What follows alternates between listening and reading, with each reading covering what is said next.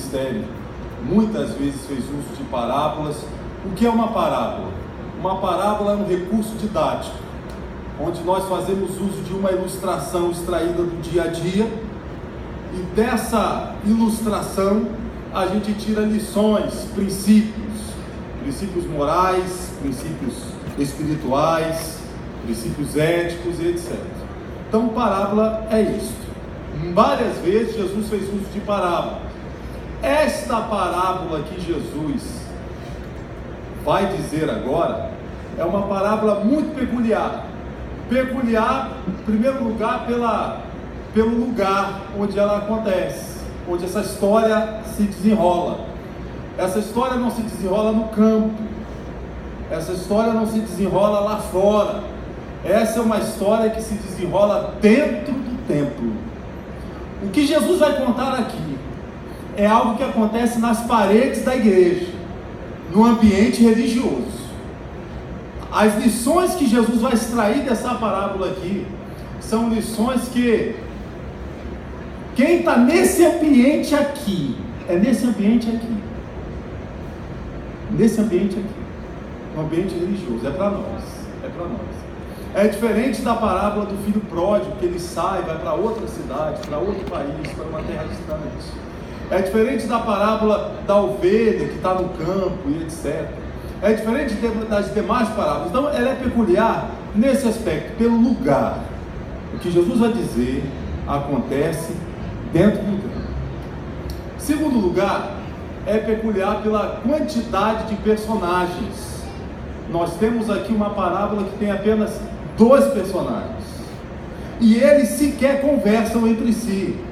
Mãe negar, daqui a pouco eu faço uso do senhor aí. Eles sequer conversam entre si. 2 personagens. Que personagens são esses? Um é um publicano. Quem era o publicano? Os irmãos sabem que nessa época Israel está sob o domínio de Roma, e o Império Romano, quando ele conquistava uma nação, uma das primeiras coisas que o Império fazia era instituir impostos, e esses impostos eram cobrados para a manutenção do Império. Porém, irmãos, imagina que Maceió, vamos fazer uma conjectura aqui, imagina que nós somos conquistados por um Império, me ajuda aí, o romano, o otomano, o germânico, o otomano, vamos dizer, né? Império Otomano conquista Alagoas e vai instituir impostos aqui para a gente pagar.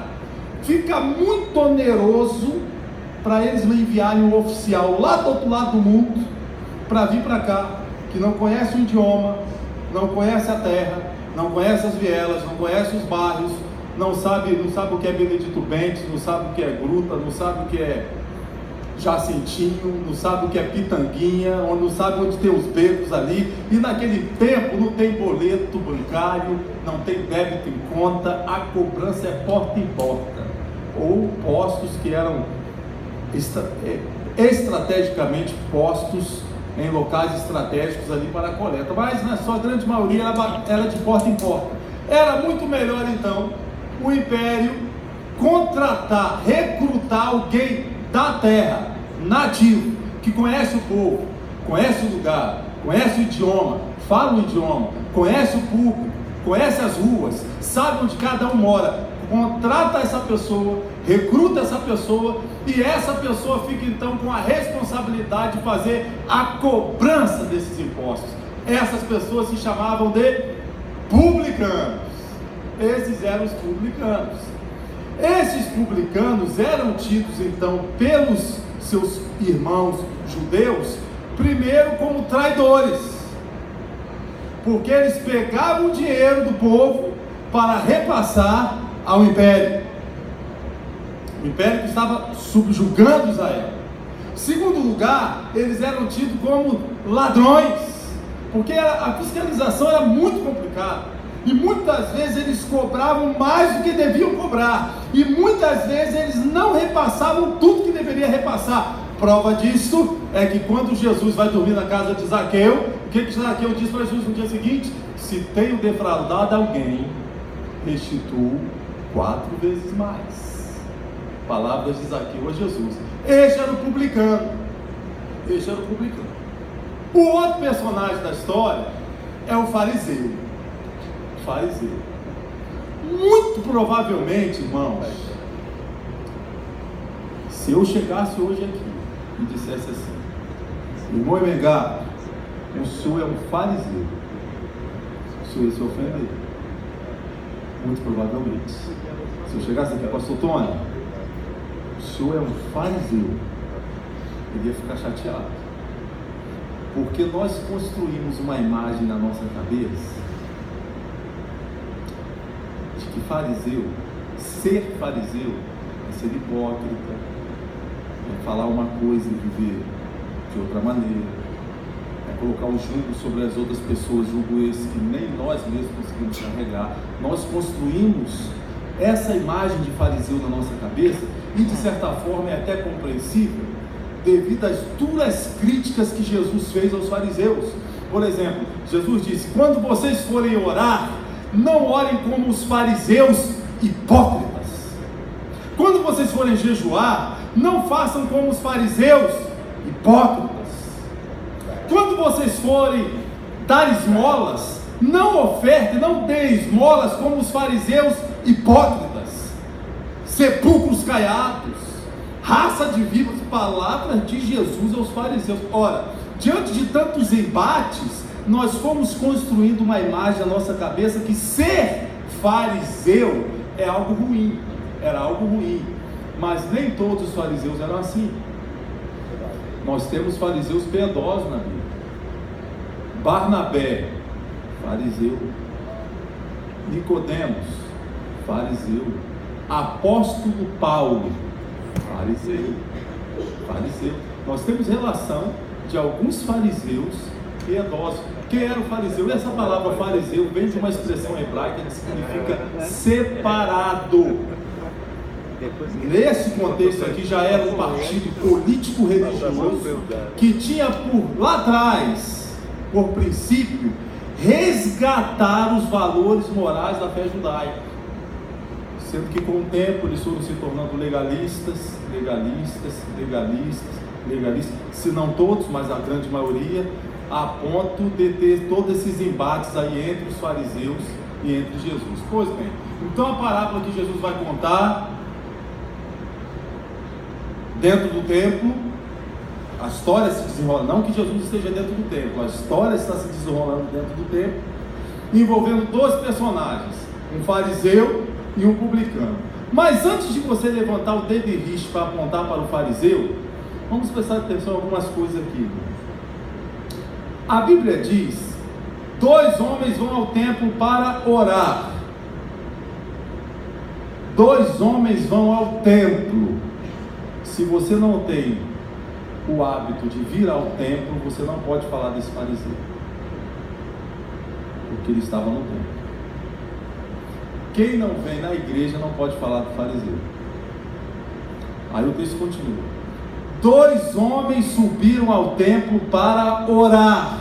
Eles foram fazer o que no templo, irmãos? Orar. Eles não estavam indo para um congresso, eles não estavam indo para uma cantata de Natal, eles não estavam indo para uma festividade, eles estavam indo para vou parafrasear, um culto de oração. Se você não vem para a igreja para orar, você também não pode falar do fariseu. Não pode.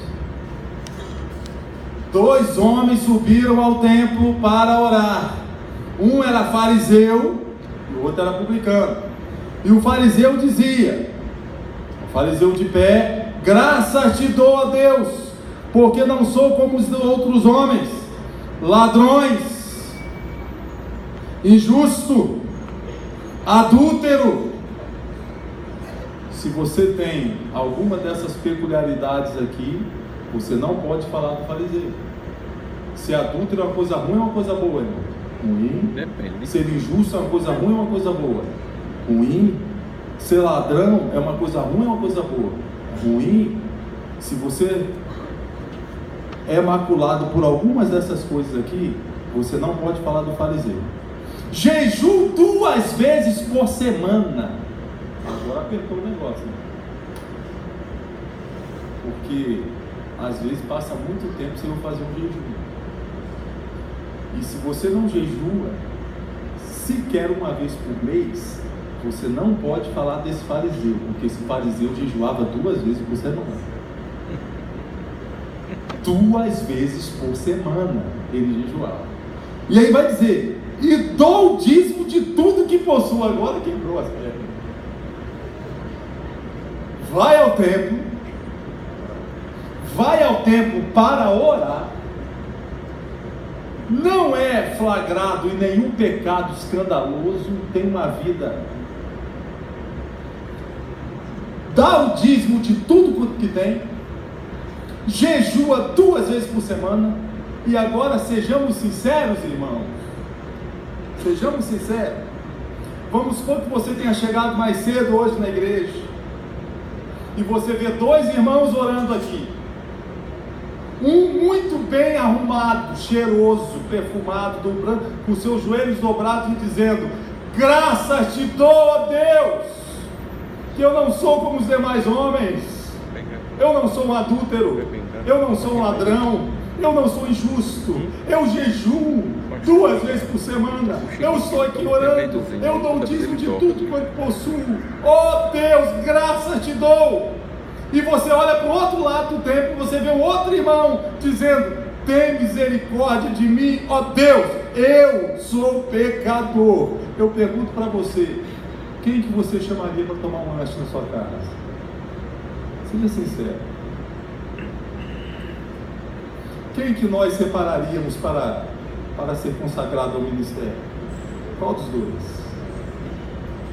Jesus então vai levantar essa parábola, e Jesus em momento nenhum ele critica o fariseu por estar indo no templo, por estar orando, por estar jejuando, por estar dizimando, por não ser adúltero, por não ser justo, por não ser ladrão. A crítica de Jesus não é o que o fariseu faz.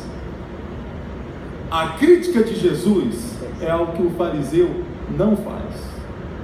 O problema do fariseu é ele achar que pelo fato de estar no templo, pelo fato de estar orando, pelo fato de estar dizimando, pelo fato de estar jejuando, é isso que faz com que ele seja salvo. Mas não é. Ninguém vai entrar no céu porque está aqui dentro, ninguém vai entrar no céu porque dizima, ninguém vai entrar no céu porque jejua. Nós vamos entrar no céu única e exclusivamente por causa do sangue de Jesus, por causa do sacrifício de Jesus. Aleluia!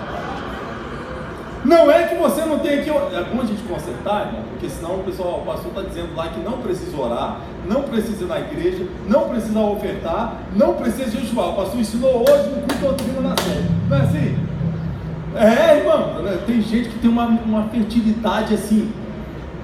Não é isso. É necessário que a gente ore. É necessário que a gente esteja no culto. É necessário que a gente jejue. É necessário que a gente dizime. Mas não é por causa disso que você é salvo.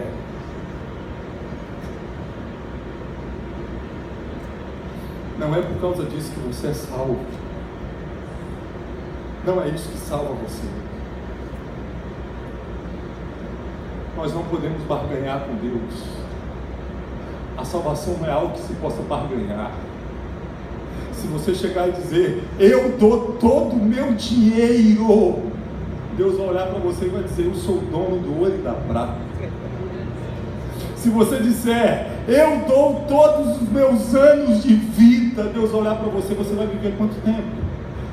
1000 anos para mim é como um dia é como 1000 anos. Se você disser: não, eu dou todo o meu conhecimento, Deus vai olhar para você: a ciência é minha aluna, eu sou o criador da sabedoria.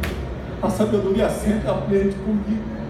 Não tem nada que você tem que possa barganhar com Deus. Quando nós chegamos diante dele, nós chegamos com mãos vazias, dependentes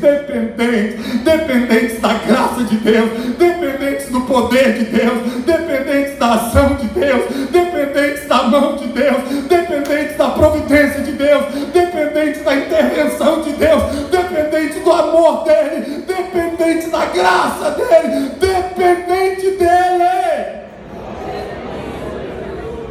O erro do fariseu foi ele achar que, de certa forma, o fato dele estar na igreja, o fato dele dizimar, o fato dele jejuar, fazia dele merecedor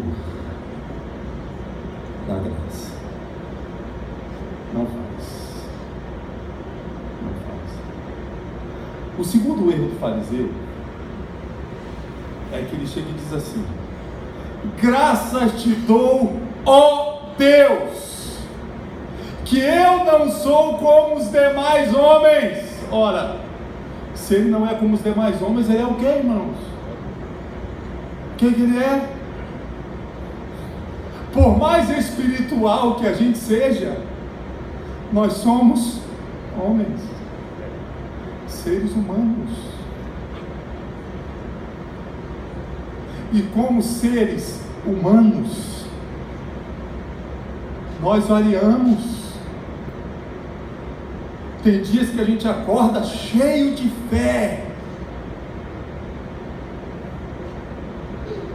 Tem dias que a gente acorda só o sangue e a graça misturado com a misericórdia. Eu lembro, eu acho que eu já contei isso aqui. Tinha dias no hospital que eu pregava para o médico, pregava para o enfermeiro, pregava para o técnico, pregava para os outros pacientes lá. Teve um dia que eu estava deitado lá, entrou um rapaz, ele gritava muito, com muita dor. E chegou o médico, fez uma medicação, e aí ele continuou sentindo dor, e ele falava para a enfermeira: está doendo muito. A enfermeira: não, olha, você já foi medicado, agora a gente tem que demorar um tempo para você tomar a outra medicação. Ele: mas não está diminuindo. Ela: olha, agora você vai ter que ter paciência. Ele gritava.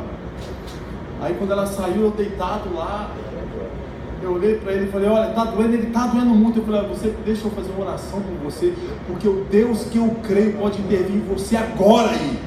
E ele olhou assim para mim com aquele, aquele olhar: não, pode orar, Senhor. Aí eu comecei, eu deitado na cama, não sentei os dois, eu deitado na cama, abdômen aberto, aquele negócio é coisa de doido isso aí. Senhor, em nome de Jesus, como ministro do Evangelho, como servo teu, eu ministro uma intervenção de graça nesse rapaz agora, para que ele conheça o seu poder, a sua graça, o seu amor. E eu fui falando, o homem foi se acalmando, olhou para mim assim, parou de gritar. Quando ele viu a dor, tinha ido embora. Aí eu falei: olha, você precisa confessar Jesus como Senhor. Deus não quer só te dar um presente, Deus quer ser presente na sua vida. E comecei: evangelho. Aí eu quero aceitar Jesus, e aceitei. Aí eu orei por ele de novo, ele aceitou Jesus. No dia seguinte ele já saiu do CTI, foi pro quarto. Eu continuei lá no CTI. Tinha dias que eu acordava assim.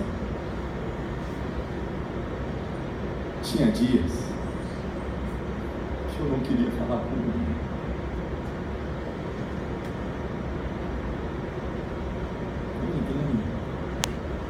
Nem as visitas que chegavam lá eu só queria minha esposa. Ela chegava: amor, veio alguém aqui querendo te visitar. Não, sai de perto de mim, não, porque não quero falar com ninguém. O psicólogo entrou. Na hora que ele entrou, eu falei: olha, nem começa, pode sair. Eu falando com ele: não quero falar com ninguém. Com ninguém. Nós somos assim. Esses homens que vocês estão vendo aqui atrás de mim, homens de Deus. Não pensem vocês que eles acordam forte sempre, porque não acordam. Não pensem vocês que eles estão dispostos todos os dias, cheios de fé, todos os dias, porque não é assim. Pastor também se cansa, pastor também se frustra, pastor também sente raiva, pastor também se machuca, pastor também se chateia. Somos seres humanos. Mas o fariseu levantava e dizia: graças te dou, porque eu não sou como os demais homens. Não é assim. Não somos assim. Terceiro erro do fariseu, olha o que ele diz: graças te dou a Deus, eu não sou como os demais homens, nem como este publicano. Aí ele aponta para o publicano: graças te dou a Deus, porque eu não sou como os demais homens, nem ainda como este publicano. O padrão de medida dele é o irmão do lado. O padrão de medida dele é o irmão que está do lado. Sendo que Deus não vai me julgar segundo o padrão do irmão que está do lado. Deus vai me julgar segundo o padrão de Jesus Cristo. Eu posso ser mais humilde do que todo mundo que está aqui e ao mesmo tempo estar a quilômetros de distância de Deus. Aí nós nos comparamos entre nós. Aí entre nós nos julgamos melhores do que os outros. A questão não é se eu sou mais humilde do que você. A questão é que eu não sou humilde como Cristo é humilde. A questão não é se eu sou mais piedoso do que você. A questão é que eu não sou piedoso como Jesus é piedoso. A questão não é se eu sou melhor do que você em parâmetros nosso que. A questão é que o modelo perfeito não é você, nem sou eu, é Jesus. E muitas vezes nós nos julgamos melhores e piores uns dos outros. Olha, não sou como este publicano aqui. Graças te dou a Deus, porque eu não sou como este publicano aqui. Sim, não é. Mas também não é como Jesus. E ele levantava e batia. A Bíblia diz que ele estava de pé e dizendo, batendo o pé dizendo, graças te dou, ó Deus, estando de pé. E esse texto traz à luz para nós uma ressignificação do que significa estar de pé diante de Deus. Porque nós classificamos os pecados, irmãos, tem o pecado cartão vermelho, isso aqui é os graves, né? Aí a gente coloca lá os pecados na categoria cartão vermelho. Aí tem os pecados cor azul. Aí tem os pecados amarelos, tá entendendo? A gente faz isso, a gente faz isso. Aí a gente olha, como eu não cometi os pecados cartão vermelho, aquele irmão ali cometeu, ó, cuidado com ele, cuidado com ele. Não é assim que a gente faz? A gente divide os pecados em categorias. É o que o fariseu estava fazendo aqui. E ele de pé, ele estando em pé. A questão é, irmãos, o que é estar em pé e o que é cair diante de Deus? Não, fulano, pastor, caiu. Caiu por quê? Ele adulterou. Mas e o outro que fofocou, não caiu? Pastor, fulano caiu. Por quê? Porque roubou. Mas o invejoso não caiu? O invejoso está em pé? O que significa estar de pé diante de Deus? O que significa isso? Não, pastor, fulano caiu porque ele cometeu um pecado, sim. Sim. Mas muitas vezes eu sou egoísta, eu sou egocêntrico, eu sou invejoso, eu sou soberbo. Quem garante para você que o fato de eu estar com um anel no meu dedo não é uma soberba? Quem garante para você que o fato de eu estar com uma Bíblia bonita aqui não é soberba? Porque nós podemos esconder a soberba por trás da nossa indumentária religiosa, irmão. O que significa estar de pé diante de Deus? Aos olhos do povo, aquele fariseu aparentava estar em pé, mas aos olhos de Deus ele estava caído, a ponto de Jesus dizer que ele não saiu dali justificado, não saiu, mesmo estando no templo, mesmo orando, mesmo ofertando, mesmo jejuando, mas estava longe de Deus.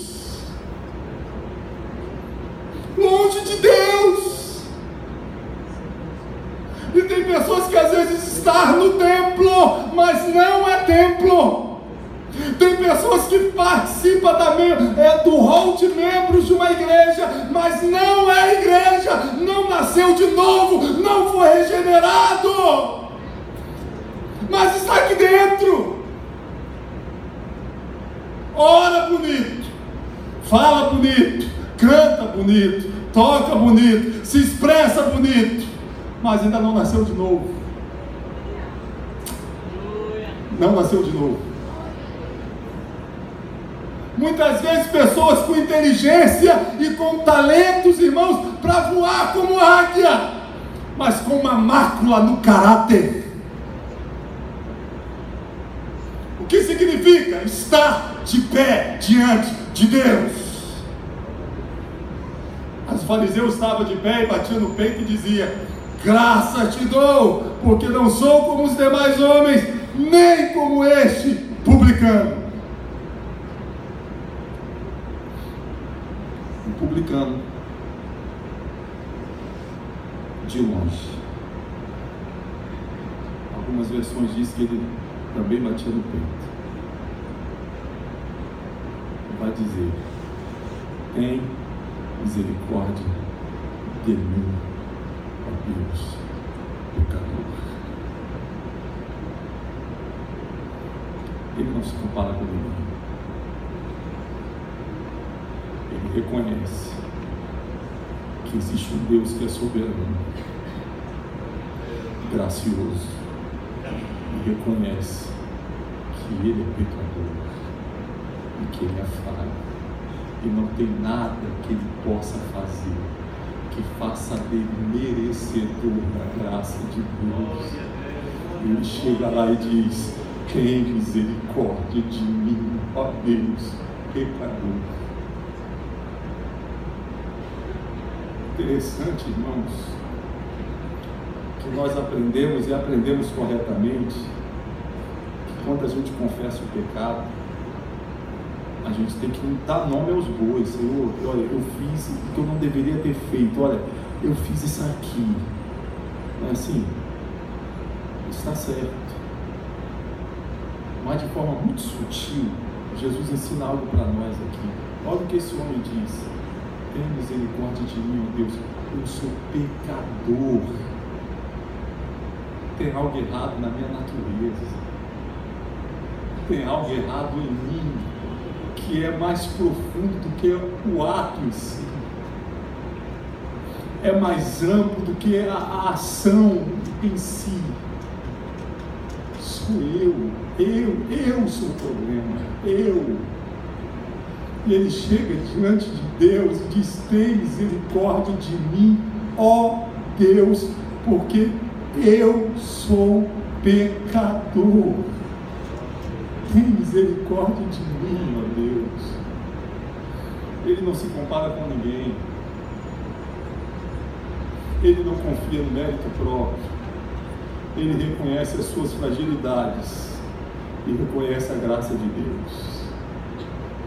Nessa noite, irmãos, nós temos uma oportunidade aqui. Uma oportunidade de não olhar para quem está do seu lado, de não fazermos comparações entre nós, mas de olharmos para dentro. De olharmos para dentro e chegarmos para Deus e dizer para Ele: tem misericórdia de mim, ó Deus, pecador. A boa notícia, a Bíblia vai dizer: e este voltou justificado para casa. Este voltou justificado. O que é ser justificado, irmão? É ser declarado justo. Declarado justo. E este voltou declarado justo.